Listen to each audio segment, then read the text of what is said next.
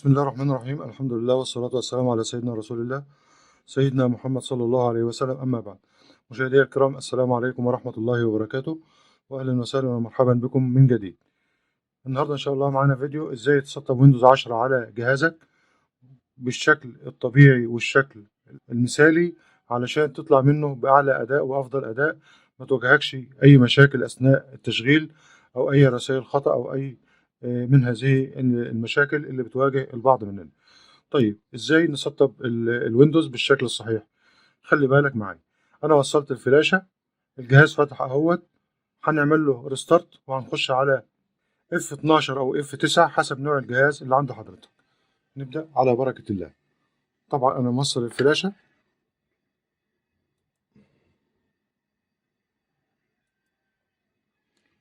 هنعمل ريستارت ومع بداية الاقلاع هندوس على F9 عشان او F12 حسب الجهاز اللي عند حضرتك علشان نخش على الاعدادات ونختار منها الفلاشة.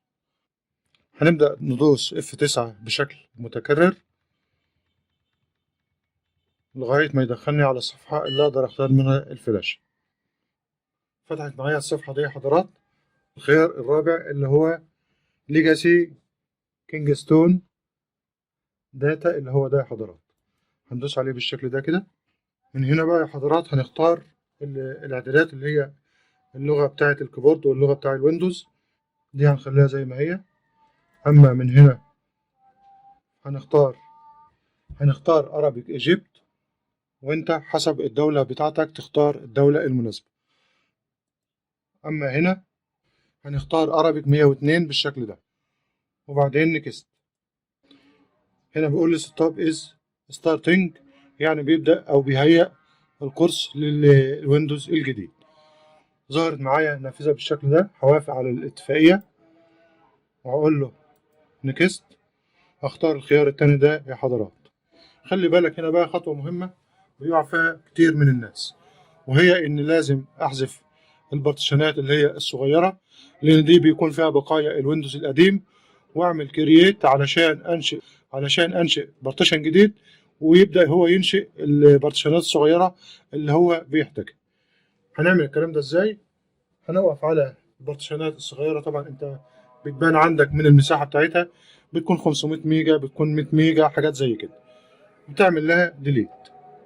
هو عندي هنا بارتيشن واحد اهوت، هندوس ديليت يس، اللي هو 500 ميجا ده يا حضرات. ده هنعمل له نقف على السي واعمل له كرييت او ايه انشاء من اول وجديد. بقى عندي السي هنا بارتيشن واحد اهوت. بعد ما حذفنا البارتيشنات الصغيره هعمل له نيو او كرييت، وهنسيب مساحته الاجماليه زي ما هي، هنقول له ابلاي. هو كده انشا بارتيشن جديد وواقف ليا على السي اللي المفروض هنشتغل عليها ونسطب عليها الويندوز الجديد. هنعمل له فورمات وبعد كده هقول له نيكست. طبعا احنا كنا نزلنا فيديو قبل كده، هسيب اللينك بتاعه لحضراتكم في صندوق الوصف، ازاي نظبط الهارد ونظبط الفلاشه اللي بننسخ عليها الويندوز او اللي بنحرق عليها الويندوز علشان تكون متوافقه مع الهارد وما يدانيش رسائل خطا.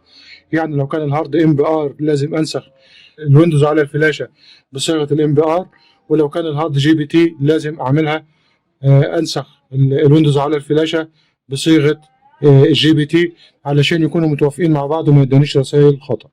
هندوس نيكست اهو، دخل معايا على طول اهوت، ما عملش اي مشاكل ولا عمل اي رسائل خطا، علشان هو الهارد عندي MBR وانا ناسخ الويندوز على الفلاشه او حرقه على الفلاشه بصيغه الMBR علشان يكونوا متوافقين مع بعض زي ما قلت لحضراتكم. انا هوقف التصوير لغايه ما المرحله دي تخلص، وهكمل مع حضراتكم ازاي نتابع بقيه الخطوات. ورجعنا لحضراتكم من تاني. طبعا الخطوات اللي فاتت هو بيعملها مع نفسه وبيعمل ريستارت مرتين، انت ما تتدخلش في اي حاجه. هو كده جايب لي الليسته اللي هختار منها بلدي وواقف لي على ايجيبت. انت لو ما جاش على البلد الخاصه بيك بتختارها من القائمه ديت بالشكل ده كده يا حضرات، بتطلع وتنزل بالسهم ده ويقلب معاك وتختار الدوله اللي انت تابعها. هنخش عليها، وهنا بيطلب لغه الكيبورد وجاي على الانجليزي امريكا، فانا هسيبها زي ما هي وهنخش على طول عادي. هنا بقى بيقول لي انت عايز تعمل تخطيط للكيبورد او لوحة المفاتيح، واداني خيارين تحت ان انا اتخطى او اعمل تخطيط. انا هعمل لها تخطي. طبعا هياخد وقت بسيط لما يحفظ الاعدادات اللي احنا اخترناها. بعد ما حفظنا الاعدادات حملها، عمل ريستارت وظهر لنا القائمة دي بعد الريستارت. في القائمة دي يا حضرات هو بيقول لي ان في تحديثات للويندوز مساحتها حوالي 4 جيجا. لو انا حابب احملها هيحملها مع استكمال الاعدادات بتاعة الويندوز. لو انا مش حابب هعمل لها تخطي، فانا هعمل لها تخطي. هو طبعا هنا بيسيف او بيحفظ الاعدادات المرحلة ديت. اما هنا بقى فعايز مني ايه؟ بيقول لي هنا انت عايز الكمبيوتر ده تابع مؤسسة ولا انت هتشغله لاستخدامك الشخصي. فانا هختار الخيار اللي فوق اللي هو الاستخدام الشخصي.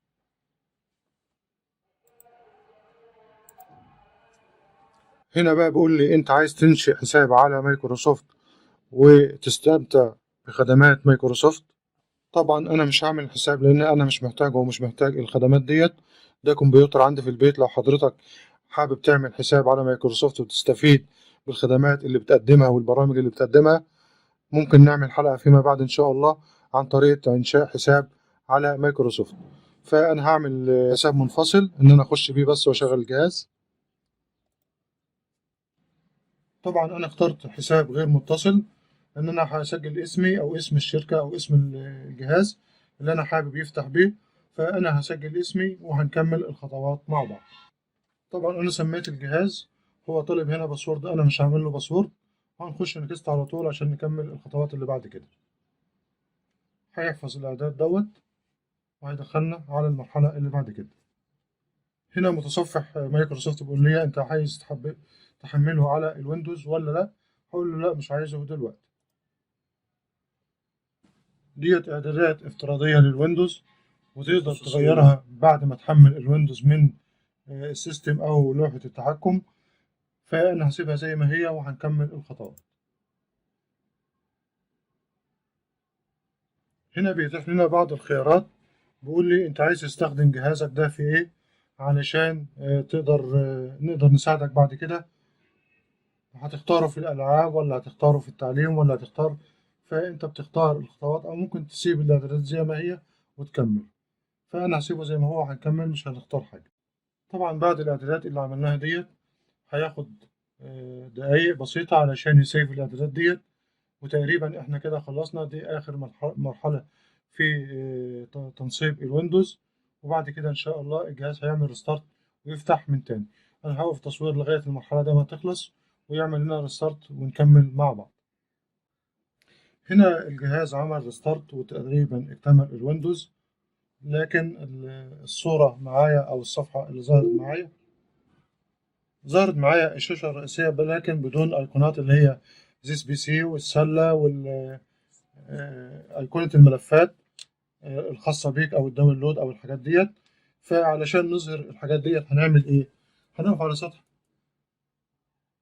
هنختار كليك يمين وندوس بيرسونالايز. هنختار من على اليمين حاجة اسمها سيمنز ديسكتوب ايكون. هندوس عليها هتظهر معايا الحاجات اللي انا عايزها. هعلم عليها من هنا